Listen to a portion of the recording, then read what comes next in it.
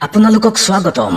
আজি আমি আপোনালোকক জনাবলৈ ওলাইছো শিৱ পুৰাণ তথা হিন্দু ধৰ্মত পবিত্ৰ মাহ হিচাপে উল্লেখ থকা শাওণ মাহটোত ভগৱান শিৱক সন্তুষ্ট কৰা উদ্দেশ্যে পালন কৰিবলগীয়া কেইটামান নীতি নিয়মৰ বিষয়ে, যিকেইটা পালন কৰিলে মহাদেৱ শিৱৰ আশীষ লাভ কৰাৰ লগতে ভক্তসকলৰ মনোকামনা পূৰণ হয়, লগতে জীৱনৰ দুখ দুৰ্দশাবোৰো দূৰ হয়।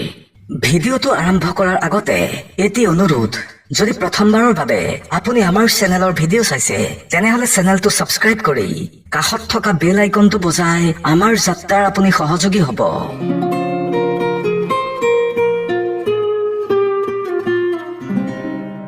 এই মাহটোৰ প্ৰতি সোমবাৰত ভক্তসকলে উপবাসে থাকি মহাদেৱক পূজা উপাসনা আদি আগবঢ়ালে সন্তুষ্ট হৈ মহাদেৱে ভক্তৰ মনোকামনা পূৰণ কৰে, লগতে জীৱনৰ সাম্ভাৱ্য বাধা বিঘিনি দূৰ কৰে।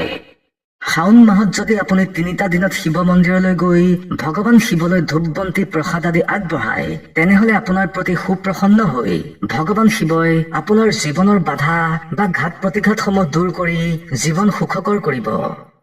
শাওণৰ মাহটোত ভগৱান শিৱক উপাসনা কৰিলে সকলো মনোকামনা পূৰণ হয়। এই মাহটোৰ প্ৰতি সোমবাৰে প্ৰাতঃ স্নান কৰি মহাদেৱ শিৱৰ কোনো মন্দিৰলৈ গৈ পূজা প্ৰসাদ আদি আগবঢ়াওক।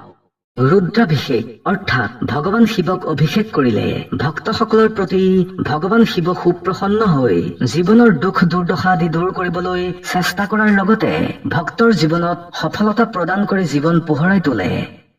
এই মাহটোত যদি কোনো শিৱ মন্দিৰলৈ ত্ৰিশূল আগবঢ়ায় বা ঘৰত শিৱক উপাসনা কৰা ঠাইত তেখেতৰ ফটো প্ৰতিমূৰ্তি আদি প্ৰতিষ্ঠা কৰে তেনেহলে আপোনাৰ জীৱন তথা গৃহত সুখ শান্তিয়ে বিৰাজ কৰি আপোনাক সুখী কৰি তুলিব।